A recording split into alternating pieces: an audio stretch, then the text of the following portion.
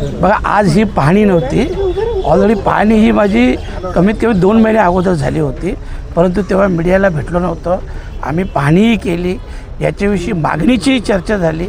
आणि जेव्हा सगळ्यांच्या मागणीची चर्चा झाली, सगळ्या गोष्टी समजलो की इथं जो बाबासाहेबांचा पूर्णाकृती पुतळा आहे, आणि आपल्या सगळ्यांना कल्पना आहे की 26 गुंठ जागा होती, परंतु प्रत्येक वेळेस रस्त्याची डेव्हलपमेंट असेल, हॉस्पिटलची डेव्हलपमेंट असेल, प्रत्येक कुठल्या ना कुठल्या डेव्हलपमेंटमध्ये जागा कमी होऊन आज इथं जागा शिल्लक राहिली नाही. परंतु कधीही आमच्या आंबेडकरी जनतेने कुठल्याही विकास कामांना विरोध केला नाही. प्रत्येक वेळेस विकासासाठी सहकार्य केलं.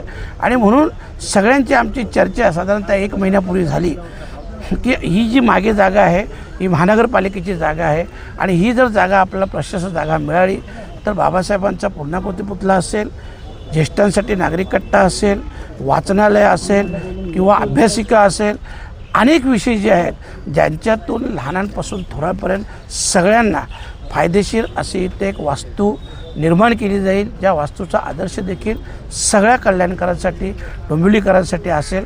आणि म्हणून आमची चर्चा झाली. आणि हाच विषय 20 दिवसापूर्वी, साधारणतः 20 ते 22 दिवसापूर्वी कल्याण डोंबिवली महानगरपालिकेचे आयुक्त साहेब यांना मी भेटलो. प्रत्यक्ष आम्ही सगळेजण सोबत होतो, चर्चा झाली. आणि त्यानंतर आयुक्त साहेबांनी देखील शक्य तेवढी फोनवर माहिती घेतली आणि मला सांगितलं की 8 दिवसात मामा पॉझिटिव्हली मी विचार करून आपल्याशी चर्चा करेन. पुन्हा 8-10 दिवसात जेव्हा चर्चा झाली तेव्हा आयुक्त साहेबांनी सांगितलं की ही जागा आम्ही तुम्हाला देऊ शकतो, फक्त काही तांत्रिक गोष्टी आहेत, थोडे दिवस वाट बघायला लागेल, परंतु ही जागा आम्ही तुम्हाला देऊ शकतो. आणि ह्या सगळ्यात चांगली कामं इथं होत असतील ते सगळ्या कल्याणकारांसाठी एक आनंदाची गोष्ट आहे. आणि म्हणूनच आज पुन्हा मी या ठिकाणी आलो. खरं म्हटलं ती जागा मागची ही जागा बघितली नव्हती, आज ती देखील बघितली.